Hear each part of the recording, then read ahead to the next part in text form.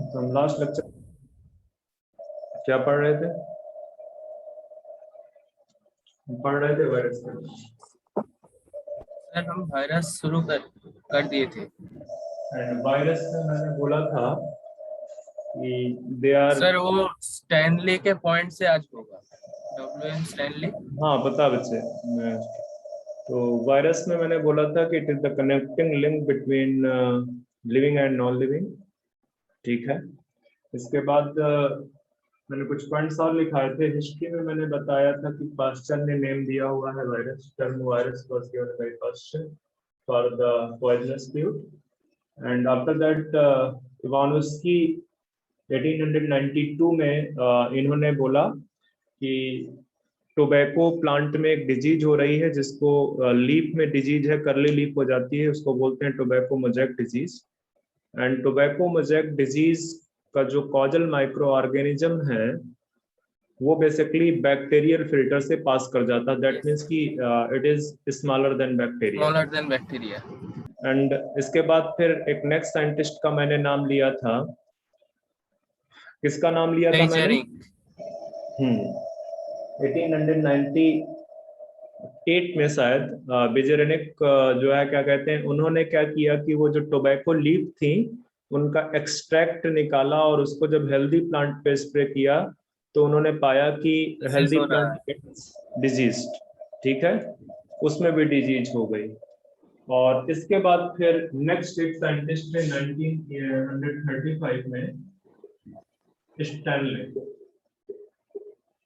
Stanley ने क्या कहा कि these virus particles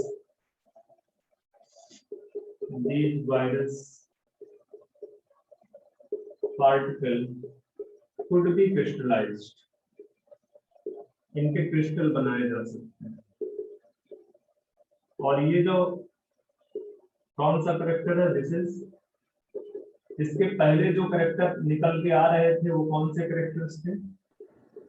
living characters. But ये जो उन्होंने बोला कि जो वायरल पार्टिकल है दे कैन बी क्रिस्टलाइज्ड, ठीक है, they could be crystallised, this is the non living character. ठीक है। और एक और इम्पोर्टेंट चीज बोली कि जो ये क्रिस्टल्स हैं, crystals largely made up of, या इस तरह से लिखो कंफ्यूज ना होना कहीं, क्रिस्टल्स ऑफ प्रोटीन का virus largely made up of protein. ज्यादा इसमें कंपोनेंट किसका है?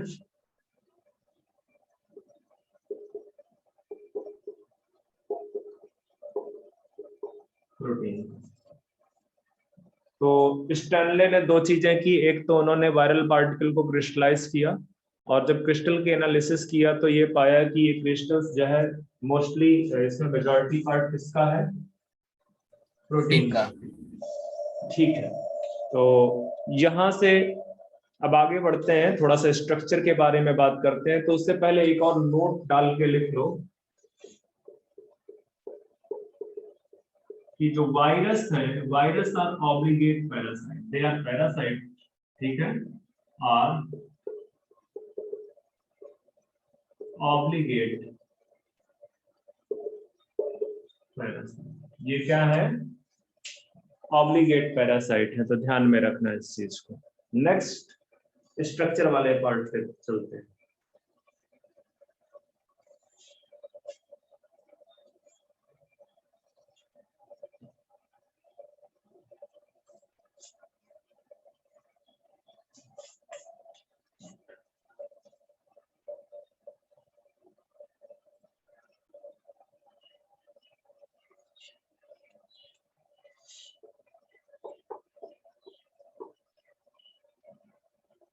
स्ट्रक्चर तो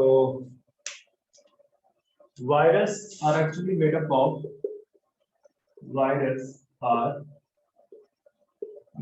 of nucleoprotein,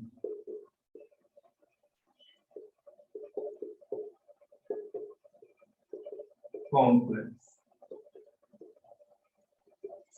मतलब कहने का कि जो वायरस है वायरस में दो चीजें प्रेजेंट हैं, प्रोटीन और एक क्या है, न्यूक्लिक एसिड। न्यूक्लिक एसिड है और दूसरा प्रोटीन। प्रोटीन। ये जो न्यूक्लिक एसिड है, this act as genetic material, genetic material of virus. ये जो न्यूक्लिक एसिड उसमें पाया जा रहा है वो किस तरह काम कर रहा है, जेनेटिक मटेरियल या जेनेटिक इंफॉर्मेशन से रिलेटेड चीजों के लिए रिस्पॉन्सिबल, ठीक है। और ये जो प्रोटीन है ये क्या है, ये एनवेलप पे काम करता है। Form protein coat to protect the genetic material. Genetic material, genetic material को प्रोटेक्ट करने के लिए किस तरह से काम करता है ये, प्रोटीन कोड की प्रोटीन तरह। कोड। ठीक है, अब एक और चीज देखो, इसको कॉपी करो पहले।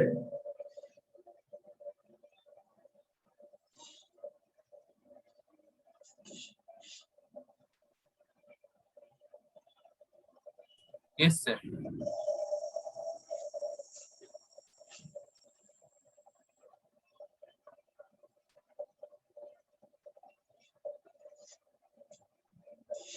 न्यूक्लिक एसिड इन वायरसेस, जो न्यूक्लिक एसिड है वायरस में, इधर डीएनए होगा और आरएनए होगा। कभी दोनों एज ए न्यूक्लियर जो है उसमें एज ए जेनेटिक मटेरियल नहीं प्रेजेंट हो सकते हैं, या तो डीएनए होगा और आरएनए होगा। बात समझ में आई? ठीक है, तो यहाँ पे लिख सकते हो चाहे, no virus contain both DNA and RNA. जैसे virus that infect plant,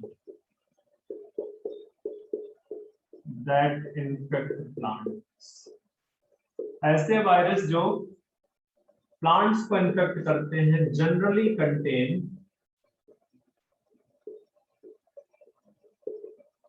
single strand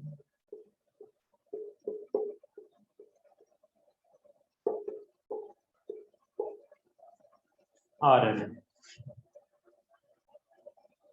इसी तरह से वायरस that infect animals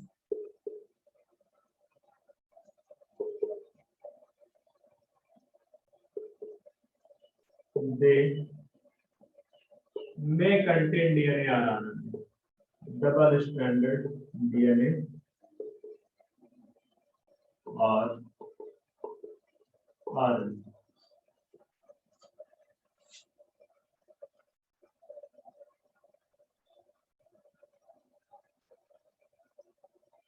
या इसको और थोड़ा सा क्लियर लिख लिया जाए, एक मिनट, इसको आरएनए बाद में लिखना। ये समझ में आता है ना, अगर मैं इस तरह से सिंगल स्टैंड लिख दूं, ये double stand, single stand DNA and single stand RNA.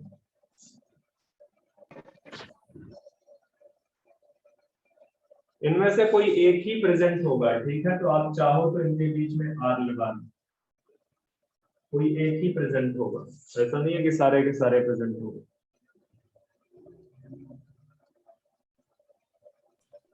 Yes sir. Even single standard sorry double standard RNA भी हो सकता है।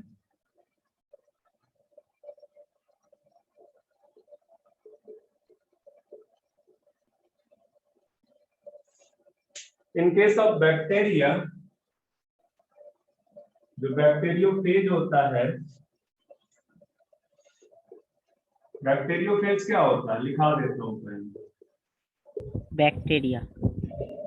वायरस, ये बैक्टीरियोफेज क्या है, दिस इज वायरस। वायरस वो एड बैक्टीरिया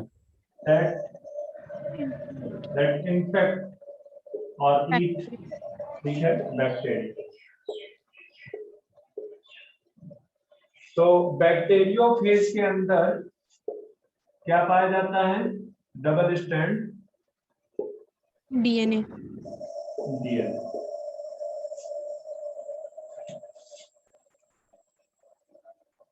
याद रखना है, सारे पॉइंट्स इंपॉर्टेंट है, स्पेशली प्लांट वाला तो पूछा जा चुका है और ये भी साथ पूछा जा चुका है किसी एग्जाम में।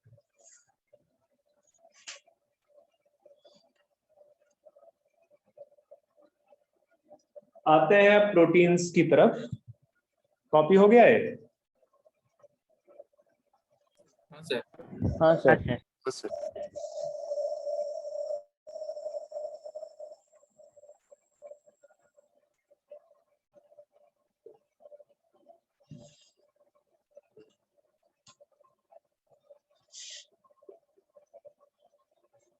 तो आपका पता है कि जो प्रोटीन है, it form protein coat of virus, ठीक है, and the protein coat is known as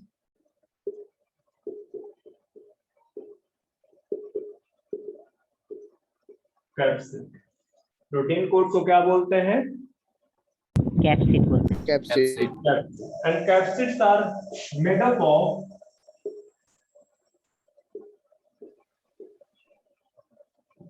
capsomeres। किनसे बना होता है? कैप्सोमियर्स, ठीक है। And the arrangement of the capsomeres are different in different virus, ठीक है। तो इनका जो अरेंजमेंट है उनके बेस पे वायरसेस को क्लासिफाई भी किया गया हुआ है, ठीक है। Yes sir. आप यहाँ पे इस तरह से भी लिख सकते हो कि ये क्या है, this is the smaller sub unit of capsid, smaller sub unit of capsid. Capsomeres है, this is the smaller sub unit of capsid. जो अरेंजमेंट है इसको कॉपी करो तो आगे बढ़ो। हो गया सर। हाँ सर, हो गया। ये जो अरेंजमेंट है कैप्सोमियर्स का इन कैप्सिड, ये जनरली आपको, वैसे तो कई टाइप के होते हैं, कॉम्प्लेक्सेस भी होते हैं, ठीक है, बट जो एक ब्रॉड कैटेगरी में देखें तो ये आपको हेलिकल मिलेंगे या पॉलीहेड्रल मिलेंगे, तो उसी को लिखाना है।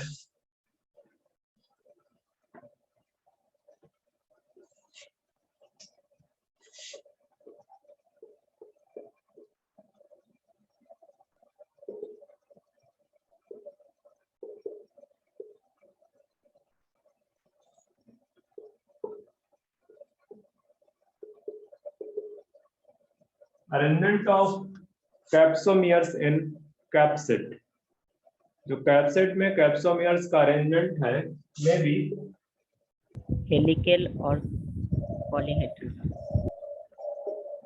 कैसा? हेलिकल और पॉलीहेड्रल। अपना प्रोनाउंसिएशन थोड़ा सुधारो।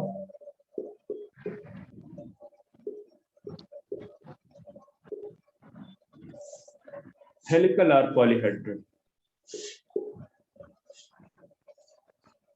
सर पॉलीहेड्रल सर कैसा? बता दूंगा, तुम आगे जितना बच्चे पढ़ा रहा हूं उस पर कंसंट्रेट करो, आगे ही आगे क्यों बढ़ते जा रहे हो, मैंने अभी छोड़ा थोड़ी है इसको।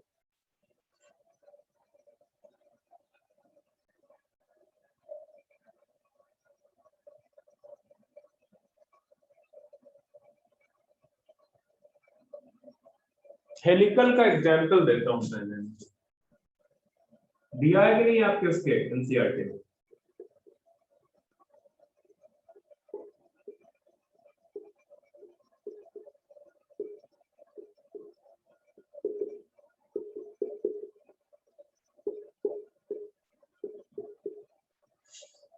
Tobacco mosaic virus.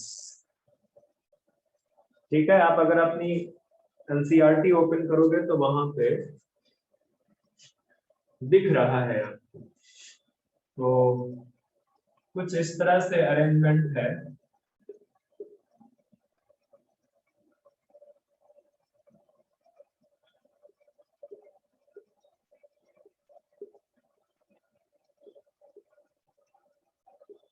आप अपनी एनसीईआरटी में ओपन करके देखें, वहां पे बेटर बना हुआ है। मैं इतना ना ही मेरे पास स्पेस है, ना ही मैं इतना इस चीज को बनाने में बहुत ज्यादा इंटरेस्टेड। इस तरह से कुछ स्ट्रक्चर बने हुए हैं वहां पे, और इसके अंदर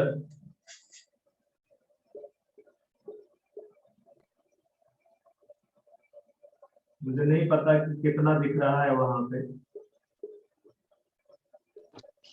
आरएनए है।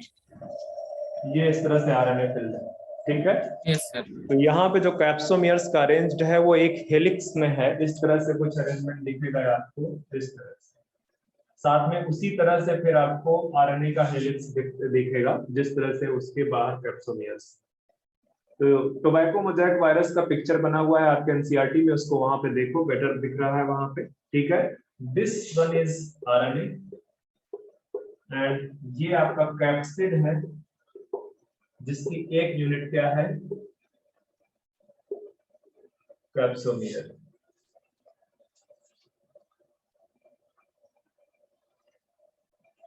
पॉलीहेड्रल में एग्जाम्पल है आपका, वैसे तो मैं पहले ही बता देता हूँ, जो बैक्टीरियोफेज है वो पॉलीहेड्रल कैटेगरी में एग्जैक्टली फिट बैठता नहीं है।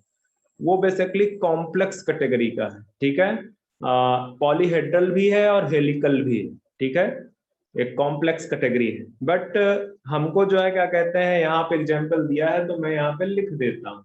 तो पहले आप ध्यान में रखना कि ये जो है बिल्कुल कंप्लीटली पॉलीहेड्रल कैटेगरी से बिलोंग नहीं करता।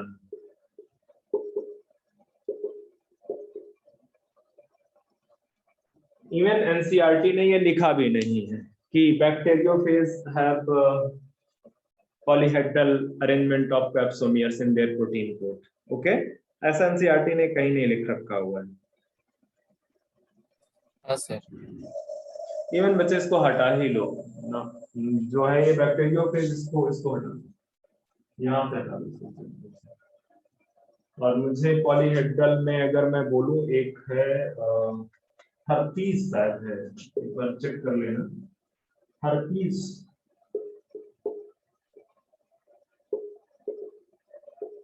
सिंप्लेक्स वायरस, ये HSV। बस इतना डीप में जाके आपसे पूछेगा नहीं, मैं बैक्टीरियोफेज का जरूर अरेंजमेंट दिखा देता हूँ कि कॉम्प्लेक्स है वो। इसको कॉपी कर लो आप पहले। आप एक काम करना, बैक्टीरियोफेज का पिक्चर बना लेना। इसलिए पिक्चर बना लेना क्योंकि उसमें लेबलिंग है, या रुको मैं ही बना देता हूँ, एक जस्ट ग्राफिकल रिप्रेजेंटेशन जिससे आपको पता चले कि क्या है। बट आपको एनसीईआरटी वाला एग्जांपल ध्यान में रखना पड़ेगा, उसको उसका जो पिक्चर है वो आपको कंप्लीटली पता होना चाहिए, क्योंकि क्वेश्चन पूछेगा उसी पिक्चर को पेस्ट करके। मेरे पिक्चर से उसका कोई मतलब नहीं होगा। तो बैक्टीरियोफेज जो है वायरस, इसका हेड आपको पॉलीहेड्रल दिखेगा इस तरह से।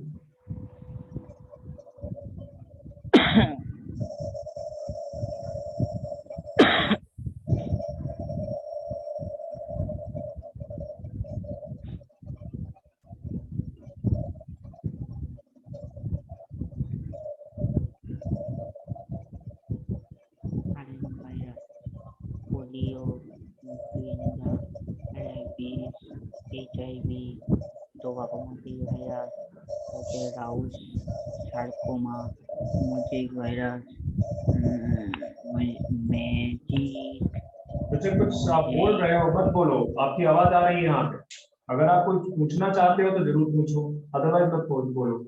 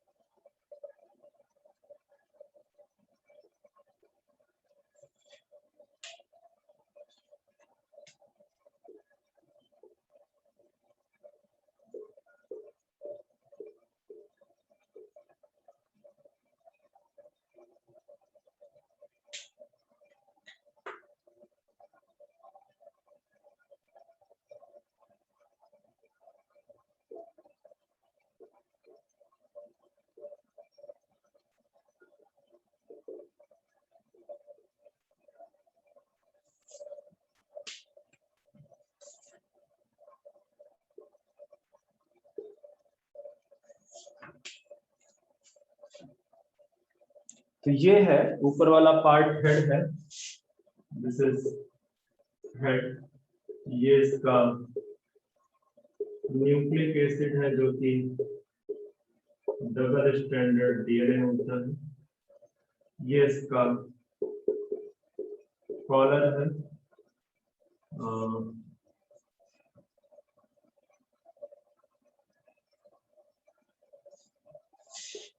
ये इसका सीट है जो कि एनसीईआरटी डिफाइन कर रहा है इसको, ठीक है।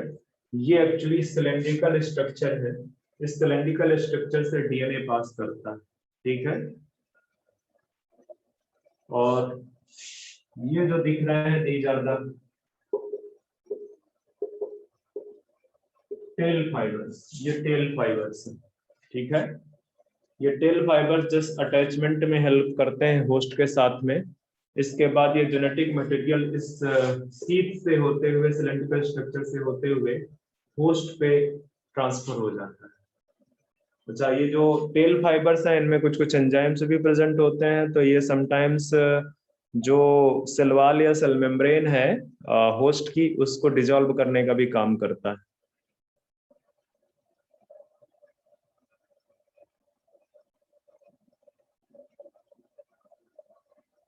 तो जितना मुझे बताना था वायरसेस के बारे में वो मैंने बता दिया है एक्सेप्ट एग्जाम्पल। तो कुछ एग्जाम्पल लिख लेते हैं हम, ठीक है।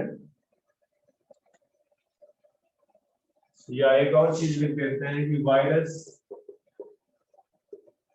कैन कॉज, हालांकि ये चीज एक जगह और पढ़ेंगे हम, but still virus can cause disease like, बताओ कौन कौन सी डिजीज कॉज कर सकता है? Influenza, AIDS, mumps, smallpox, ads,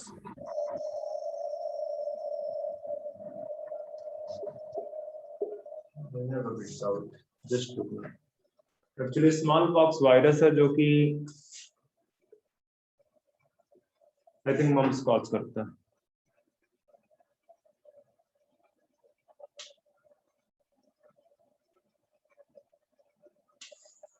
I don't know,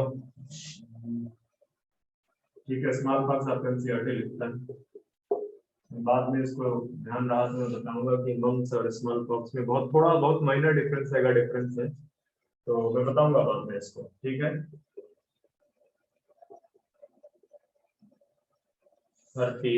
ads होगा, एड्स, ठीक है।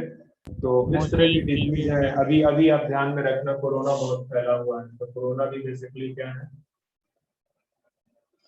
इसको कोविड बोलो, डिजीज का कोविड है, ठीक है। और फुल नेम क्या है इसका? 19। तो ये सब लिख लो। इसके बाद आपको आई थिंक वो एग्जाम्पल दिए हुए हैं क्या कुछ? नहीं सर, अभी एग्जांपल नहीं लिखाया गया। ठीक है, चलो एक इंपॉर्टेंट पॉइंट है, इसको कॉपी करो तो मैं आगे बढ़ूं।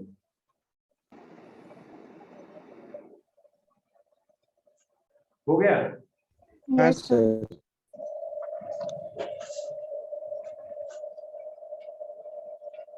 कि ये जब ह्यूमन हेल्थ और डिजीज डिस्कस करेंगे तो एक बार फिर से आएगा ये, तो नहीं है, बट अभी के लिए फिलहाल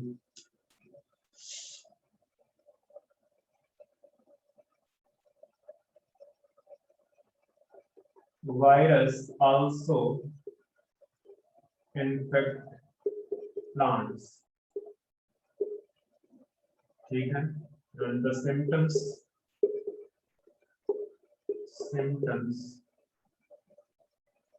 may be, कौन कौन से सिम्टम हो सकते हैं? लाइक बताओ फटाफट। Leaf curl, curling of leaves, और leaf rolling, mosaic pattern, curling of leaves, stunted growth,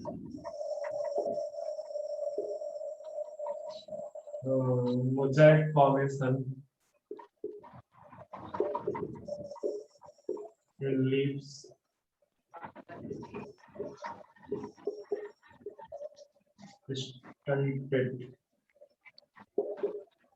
stunted growth,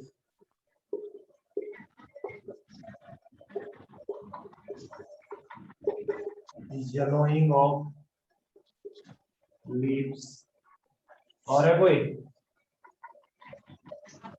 Dwarfing.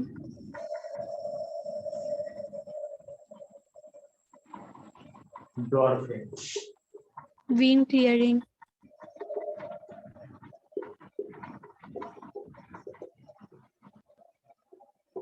इसमें से कुछ ही देगा, ये स्पेशली ध्यान रखना होगा।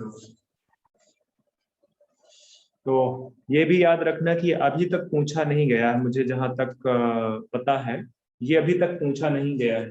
तो हो सकता है आपसे पूछ ले कि जो वायरस प्लांट्स को इन्फेक्ट करते हैं तो प्लांट्स में किस तरह के सिम्टम्स आते हैं। ठीक है, तो सबके नाम हो सकता है देके पूछ ले, एक ऑप्शन बना they all of the above. तो ध्यान में रखना, या हो सकता है कि एक ही ऑप्शन में इनमें 3-4 ऑप्शन, मतलब एक ही ऑप्शन में क्वेश्चन के एक ही ऑप्शन में ये 3-4 रख दे साथ साथ। ठीक है, तो ये इंपॉर्टेंट है, इसको याद रखना, ऐसे मत छोड़ देना इसको। कॉपी हो गया हो तो अब हम नेक्स्ट टॉपिक पे चलते हैं, वायरॉइड्स। हाँ सर।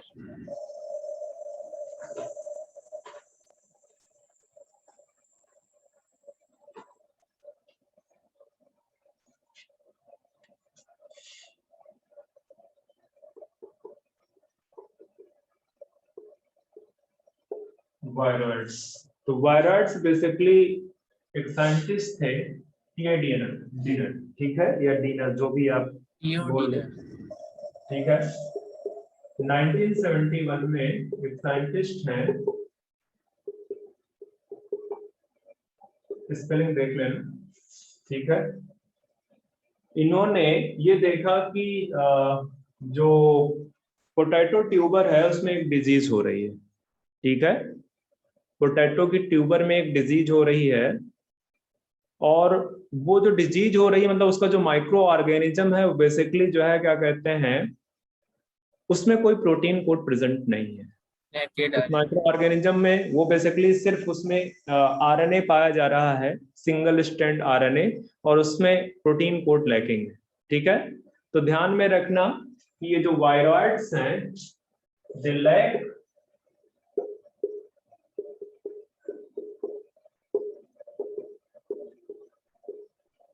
प्रोटीन कोड, इनके अंदर प्रोटीन कोड अब्सेंट है। ठीक है, they contain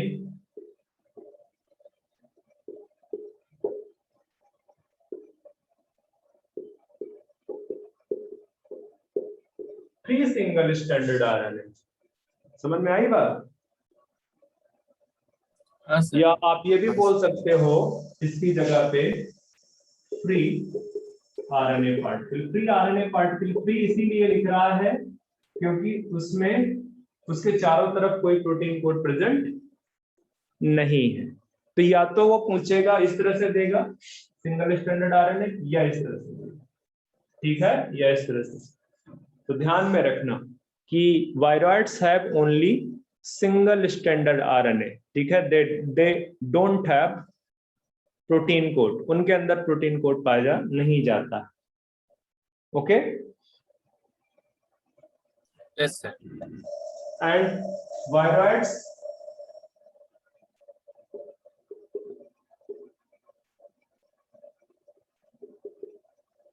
only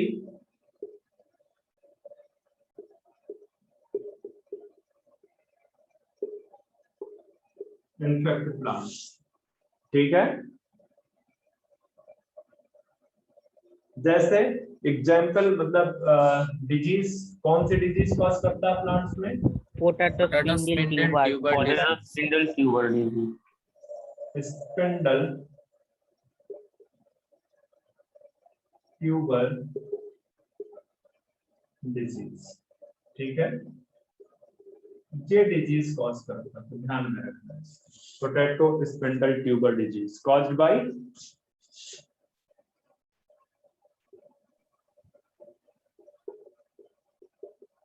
viroids. Potato spindle tuber disease, ध्यान में रखना है इस चीज को, ठीक है।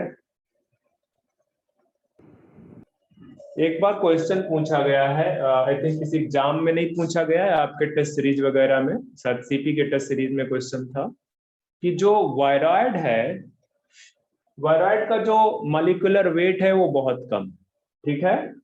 ये एनसीईआरटी की लाइन ही है, उठाया हुआ है, ठीक है। तो लिख दो यहाँ पे एक पॉइंट बना के, the molecular weight of viroid या आरएनए ऑफ वायरॉइड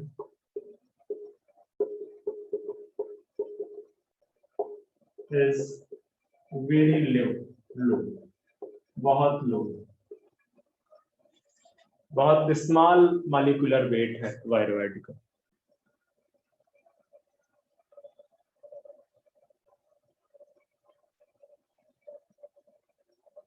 हो गया कॉपी? Yes, sir. हाँ सर। हाँ सर। अब वायरॉइड से आगे चलते हैं लाइकेंस पे। सर लाइकेंस प्रियॉन्स रह गया। यस यस, हाँ प्रियॉन्स।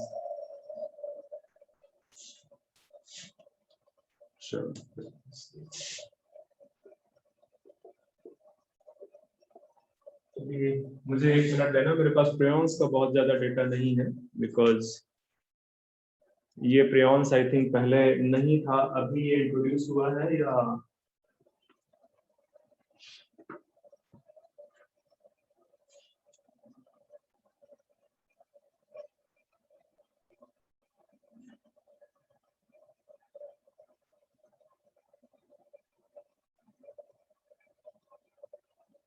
एक मिनट के लिए होल्ड करना जरा आपको।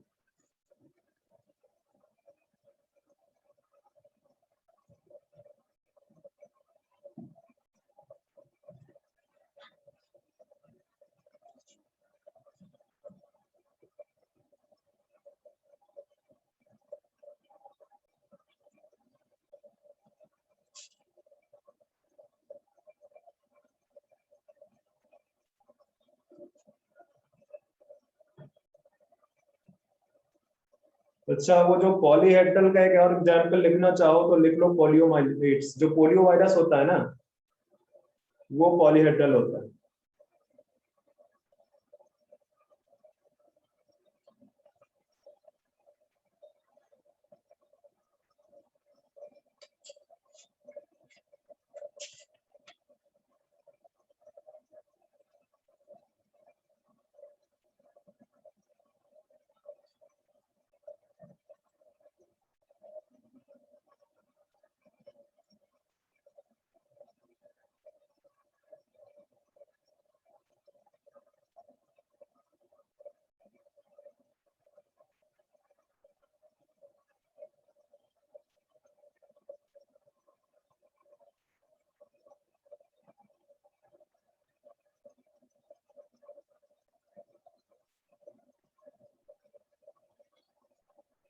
चलो आगे बढ़ते हैं बच्चे। नई वाला जो एनसीईआरटी है,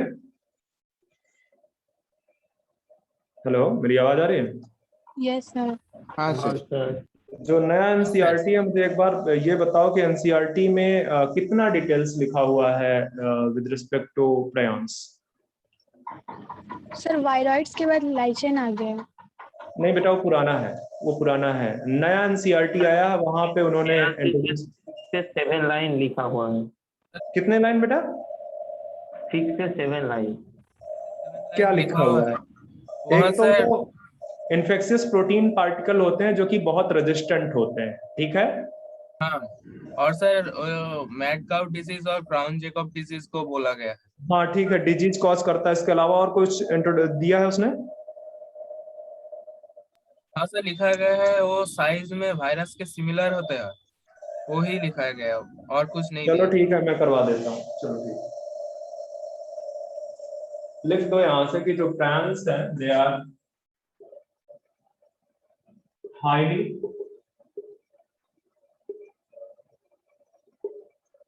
resistant infectious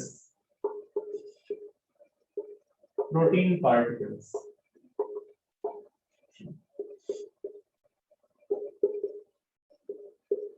ठीक है। हाईली रेजिस्टेंट इसलिए बोला गया है कि इसमें किसी एंजाइम का असर नहीं पड़ता है, ठीक है। टेम्परेचर का, पीएच का, इस तरह के कोई भी चीज जो है इसको इसका जो एक्टिव स्टेट है उसको जो है प्रॉब्लम नहीं कर सकती, उसको डिनेचर नहीं कर सकती है, ठीक है। इतना रेजिस्टेंट है, ठीक है। तो आप यहाँ पे लिख दो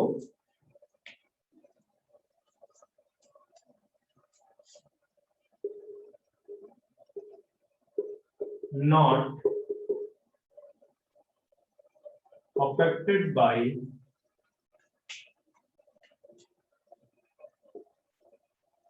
enzymes like proteases,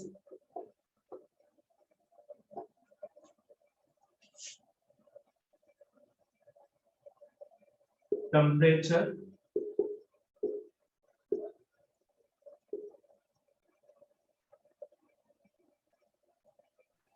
etc.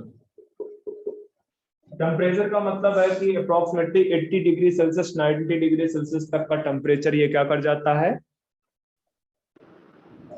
Withstand कर जाता है, ठीक है। इवन कई बुक्स तो ये भी लिखती हैं कि 800 डिग्री सेल्सियस तक, ठीक है, 800 डिग्री सेल्सियस तक रजिस्ट कर जाता है, ठीक है। बट वो कुछ ही बुक्स लिखती हैं, मेनली ज्यादातर बुक्स ये लिखती हैं कि जो प्रयान्स हैं they can resist temperature approximately 80 to 90 degree Celsius. Sir ये तो प्रोटीन है और प्रोटीन तो डीनेचर हो जाता है हाई टेम्परेचर पे सर। हाँ, पर वो नहीं हो रहा है, यही तो मैं बोल रहा हूँ ना, इसीलिए तो मैं स्पेशली लिखा रहा हूँ कि हाईली रेजिस्टेंट इन्फेक्शियस पार्टिकल है वो, ठीक है। इन्फेक्शियस तो आप हटा दो, अभी तो मैं जस्ट आपको कंसंट्रेट करवा रहा हूँ कि this is very resistant particle, ठीक है। प्रोटीन होने से क्या फर्क पड़ता है, वो नॉर्मल कैरेक्टरिस्टिक है ना प्रोटीन्स की जो है, क्या कहते हैं, आप अगर टेम्परेचर या पीएच या एल्कली दोगे तो उससे वो बेसिकली क्या हो जाएगा, वो डिनेचर करेगा। बट ये म्यूटेंट प्रोटीन है, जो प्रायंस है, मतलब ये बोल सकते हो कि ये जो प्रायंस है ये इसकी जो ओरिजिन हुई है वो आफ्टर म्यूटेशन हुई है, ठीक है। डीएनए में म्यूटेशन हुआ तो एक प्रोटीन बनती थी पीआरएनपी, ये नॉर्मल प्रोटीन थी, ठीक है, नॉर्मल प्रोटीन। तो इसके लिए जो डीएनए रिस्पॉन्सिबल था, या इस तरह से सरो कर लो, ठीक है, इसके लिए जो डीएनए रिस्पॉन्सिबल था यहाँ पे हो गया क्या, म्यूटेशन। और इस म्यूटेशन के बाद ये म्यूटेटेड पीआरएनपी प्रोटीन बनी, पीआरएनपी प्रोटीन, म्यूटेटेड पीआरएनपी प्रोटीन बनी, ठीक है। और इसने कौन सा डिजीज किया, कॉज, या इस तरह से पहले बोल दो कि mutated PRNP protein known as prions, ठीक है। और बहुत सारे डिजीज प्लांट्स और एनिमल्स दोनों में, ठीक है, cause disease in both plants and animals, दोनों में जो है क्या कहते हैं डिजीज कॉज कर सकता था, जिसमें से एक मैं एग्जांपल दे दूंगा, ठीक है। तो बेसिकली ये highly resistant infectious protein particle है। एक क्वेश्चन तो आपसे ये पूछा जा सकता है। दूसरा, it is very resistant and not affected by enzymes like proteases, ठीक है, temperature etc. even UV radiation वगैरह भी लिखना चाहो लिख लो, UV radiation, UV radiation, formaldehyde etc. ठीक है, UV radiation, ठीक है, इनसे इसको कोई इफेक्ट नहीं पड़ता। ध्यान में रखना कि ये बेसिकली एक पीआरएनपी जो है, पीआरएनपी दिस इज नॉर्मल प्रोटीन, इसके लिए जो डीएनए रिस्पॉन्सिबल था इसमें म्यूटेशन हुआ और उससे बना म्यूटेटेड पीआरएनपी प्रोटीन, और इसी म्यूटेटेड पीआरएनपी प्रोटीन को हम क्या बोलते हैं, प्रियॉन्स, ठीक है। ध्यान, एक और चीज याद रखना कि बेटा पीआरएनपी प्रोटीन्स हर एक इंडिविजुअल में पाया जाता है, मतलब ऐसा नहीं है कि सिर्फ ह्यूमंस में, मैमल्स में पाया जाएगा, अलग अलग जो है क्या कहते हैं, जो वो हैं एनिमल्स हैं या प्लांट्स हैं वहां पे पाया जाता है। इसके होमोलॉग्स पाए जाते हैं, एग्जैक्ट सेम नहीं हो सकता, होमोलॉग्स, ठीक है, मतलब कि जो जो बेसिक स्केलेटन है वो सेम रहेगा, वेरिएशन वहां पे होंगे। ठीक है, तो हाँ सर। जहां पे भी ये पीआरएमपी प्रोटीन पाया जाएगा उसमें अगर उसके डीएनए में अगर म्यूटेशन होकर ये म्यूटेटेड पीआरएमपी प्रोटीन बनता है तो वो क्या कहलाएगा? प्रियॉन्स कहलाएगा। Ions Crayon. कहलाएगा। एक और जो है इंटरेस्टिंग चीज ये है कि ये जो प्रियॉन्स बना ये बाकी की नॉर्मल प्रोटीन को भी कन्वर्ट कर देता है प्रियॉन्स। ठीक है, इट एक्ट एज किस तरह काम करता है बताओ? ट्रांसपेरेंट। कैटलिस्ट। और क्या करता है ये? कन्वर्ट नॉर्मल प्रोटीन को प्रायन में कन्वर्ट कर देता है। नॉर्मल प्रोटीन इन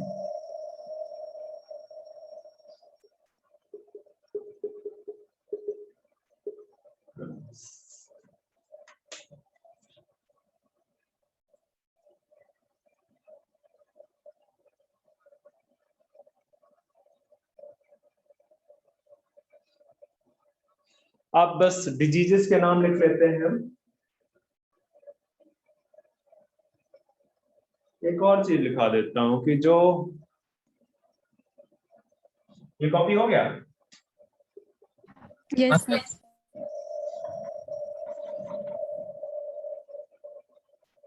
जो प्रियॉन्स हैं या ये जो म्यूटेटेड प्रोटीन है बेसिकली इसकी ओरिजिन तुमको समझ में आ रहा है कि मतलब बाहर से कोई ओरिजिन नहीं है, ये ऑर्गेनिज्म के अंदर ही अगर उसके डीएनए में कोई म्यूटेशन हुआ तो ये आपके बॉडी के अंदर ही बन जाएगा। इसके लिए किसी इन्फेक्शन की जरूरत नहीं है। ठीक है, स्टार्टिंग में, बाद में जरूर हो सकता है कि एक पर्सन से या एक इंडिविजुअल से दूसरे इंडिविजुअल के ऊपर इन्फेक्ट कर जाए।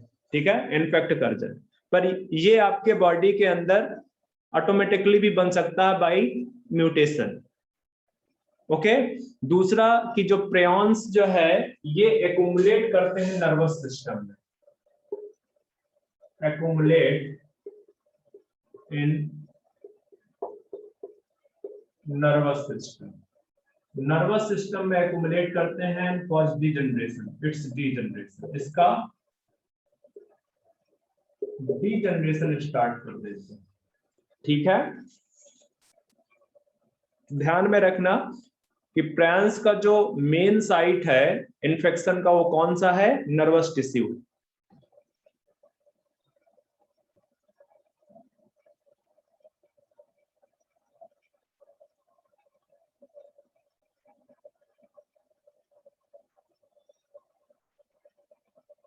इरेज कर दूं?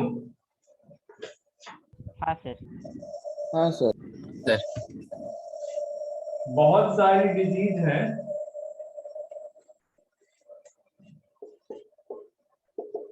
Prions cause scrapie disease in seat,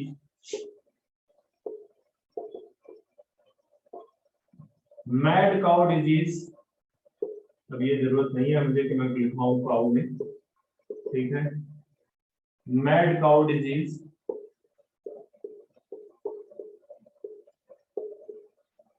full name मुझे याद नहीं है क्या है, अगर आपको पता है उसमें लिखा देखो एनसीईआरटी में क्या लिखा हुआ बच्चे। सर बोविन स्पैन कुछ ऐसे है सर, एक और डिजीज जो होमोलॉग है सर मैड काउ डिजीज का, ह्यूमंस में होता है।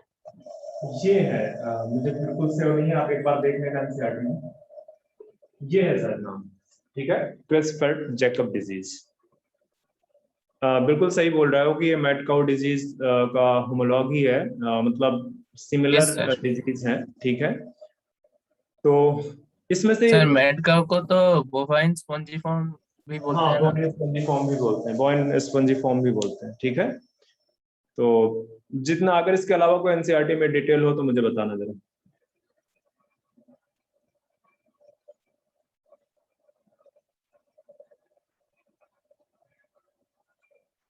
इसके अलावा भी कुछ है?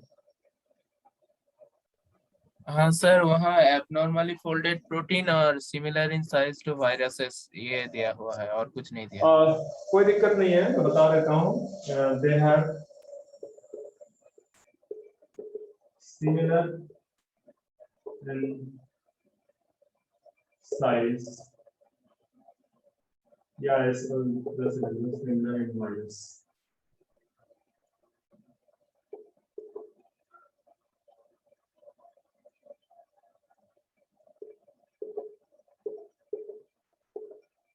Similar to virus. बाकी जो तुम बोल रहे हो कि फोल्डिंग प्रॉब्लम है, वो भी मैं लिखा देता हूँ। एक्चुअली होता क्या है वो मैं समझा भी देता हूँ तुम्हें पहले। ये आई थिंक आपने कॉपी कर लिया होगा कि ये सपोज कर लो डीएनए है, ठीक है, डीएनए से बना एमआरएनए और एमआरएनए से बना प्रोटीन। तो ये तो अभी प्राइमरी प्रोटीन है, इसकी फोल्डिंग स्टार्ट होगी तो सपोज करो पर्टिकुलर शेप ले रही है, ठीक है। मैं एक बार बता चुका हूँ बायोमॉलिक्यूल्स में, पर्टिकुलर शेप ले रही है। इसका ये टर्सरी स्ट्रक्चर या जो है टर्सरी स्ट्रक्चर होगा, फंक्शनल स्ट्रक्चर, नेटिव स्ट्रक्चर जिसको बोल रहे हैं, ठीक है। ये एक डेफिनेट स्ट्रक्चर होता है। अब क्या हुआ कि डीएनए में हुआ एक जगह म्यूटेशन या 2-3 जगह, कई जगह म्यूटेशन होगा, जितना भी हो, उससे क्या हुआ कि ये जो यहाँ पे कुछ न्यूक्लियोटाइड चेंज हो गए। वो न्यूक्लियोटाइड चेंज होंगे तो वहां पे जो अमाइनो एसिड है प्रोटीन्स के में, जो प्राइमरी स्ट्रक्चर में जो अमाइनो एसिड्स हैं, उन अमाइनो एसिड्स में भी चेंज आएगा। और Yes, वो sir. अमाइनो एसिड जब चेंज हो गए तो जब यहाँ पे ये फोल्डिंग हुई है एक पर्टिकुलर स्ट्रक्चर के लिए, वो फोल्डिंग इसकी अफेक्ट होगी। फोल्डिंग क्यों होती है? ताकि उसका अपना 3 डायमेंशनल स्ट्रक्चर, एक पर्टिकुलर 3 डायमेंशनल स्ट्रक्चर मेंटेन कर सके, जो कि फंक्शनल, ठीक है। प्रोटीन इसी वजह से फोल्ड करती है।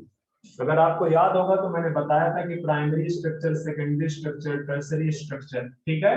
तो primary structure basically hydrogen bond बनाता है, सेकेंडरी स्ट्रक्चर हाइड्रोजन बॉन्ड की हेल्प से सेकेंडरी स्ट्रक्चर बनता है।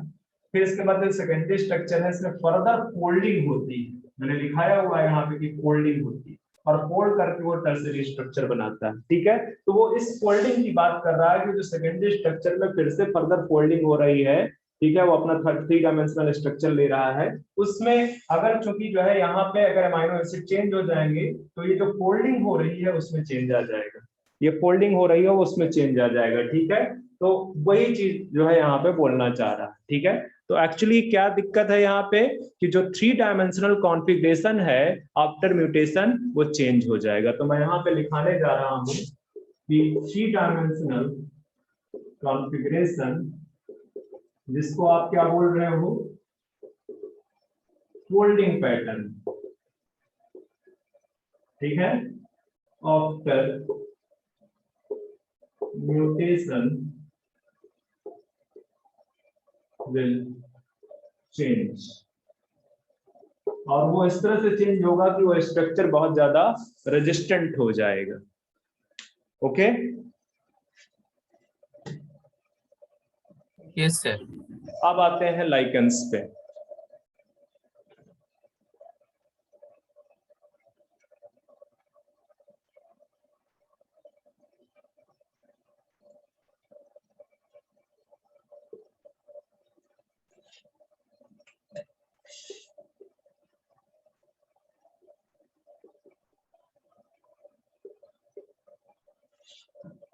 Lichens,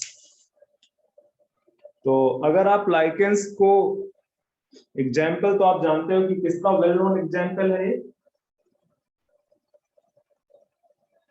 Mutualism. It is well known example of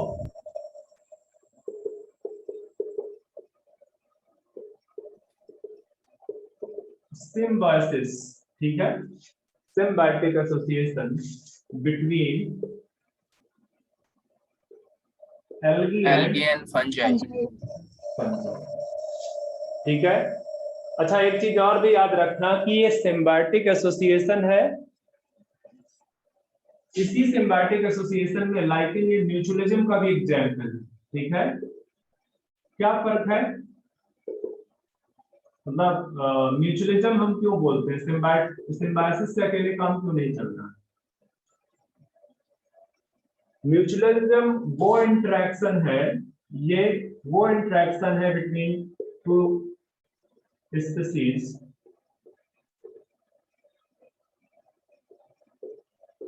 between two species in which both gets benefited. ठीक है, इसमें दोनों के दोनों बेनिफिटेड होती है। और साथ में एक और चीज है क्या, एंड एसोसिएटेड वेरी क्लोजली, या इस तरह से लिख दो, एंड क्लोजली एसोसिएटेड। आप जब एनसीईआरटी देखोगे और एनसीईआरटी में क्या पढ़ोगे, तो 12th वाली एनसीईआरटी में इकोलॉजी, तो वहां पे ढेर सारे पॉपुलेशन इंटरेक्शन दिए हुए हैं। ठीक है, तो पॉपुलेशन इंटरेक्शन में वहां पे देखना, वहां पे जैसे म्यूचुअलिज्म है, प्रोटोकोऑपरेशन है कि नहीं, प्रोटोकोऑपरेशन, तो म्यूचुअलिज्म से दोनों हाँ, सिम्बायोटिक रिलेशनशिप है, तो प्रोटोकोऑपरेशन भी सिम्बायोटिक रिलेशनशिप है और म्यूचुअलिज्म भी। फर्क क्या है कि जो प्रोटोकोऑपरेशन है वहां पे जो एसोसिएशन है वो एसोसिएशन क्लोजली नहीं है, फ्री लिविंग भी हो सकते हैं। They are not closely associated. तो अगर कोई ऐसा सिम्बायोटिक एसोसिएशन हो जिसमें क्लोज एसोसिएशन हो, तो उसको आप एक स्पेशल नाम दे देते हो, क्या, म्यूचुअलिज्म। Mutualism. ठीक है, तो lichens basically it is the symbiotic association between algae and fungi. चलो, अब ये जो है क्या कहते हैं, आगे इसको कॉपी करो फटाफट। हाँ सर, हो गया। ठीक है, इसमें जो एल्गल कंपोनेंट है,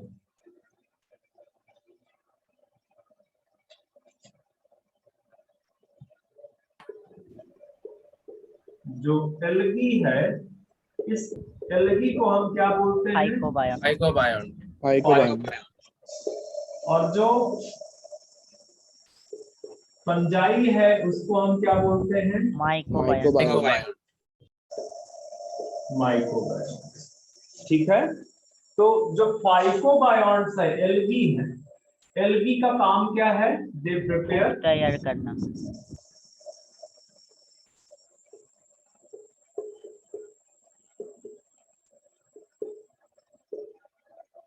सीधे लिख दो, दे प्रिपेयर बाय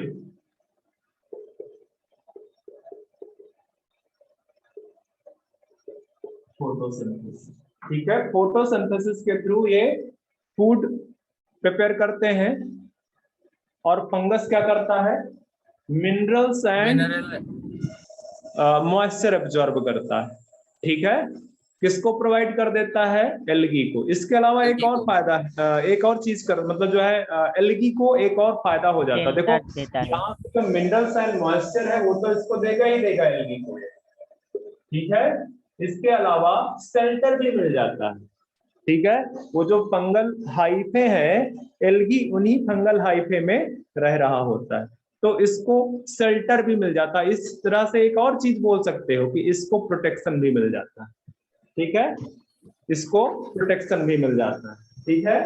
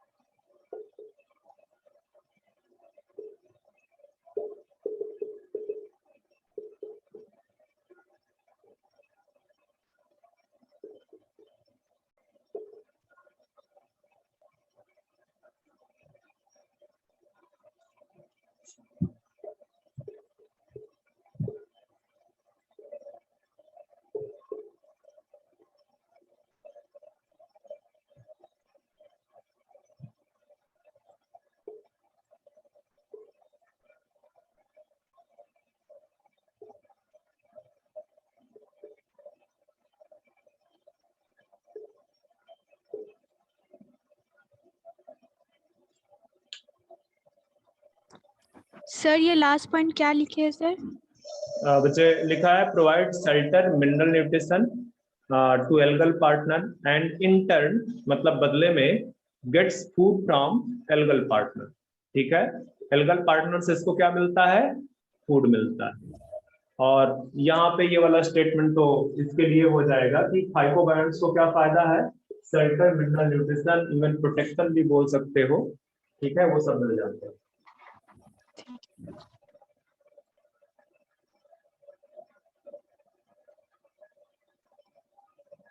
हो गया? हाँ सर। हाँ सर। एक पॉइंट और दिखाएंगे चैप्टर में, या एक और पॉइंट दिखा लेंगे। ठीक है, अभी अभी कितना टाइम हो बच्चे? सर 11:04 ऑलमोस्ट टाइम हो गया है। चलो फिर लिख देते हैं कि जो लाइकेंस हैं आर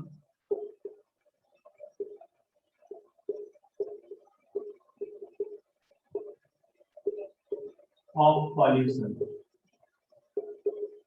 ये बहुत अच्छे इंडिकेटर है पॉल्यूशन के। ठीक है, दे कैंट ग्रो, ये ग्रो नहीं कर पॉल्यूटेड सकते। Area. In polluted area. Grow in polluted area. Okay, एक और चीज ध्यान में रखना कि स्पेशली कौन सा pollution? Sulphur. Sulphur dioxide pollution, या सल्फर डाइऑक्साइड का जो पॉल्यूशन है वो। अच्छा, अगर हम साइज के रिस्पेक्ट में बात कर ले तो एक ही पॉइंट और लिखा होगा, ये जितने भी माइक्रो ऑर्गेनिजम्स हमने देखे हैं इनके साइज के अकॉर्डिंग अगर हम इनको अरेंज करें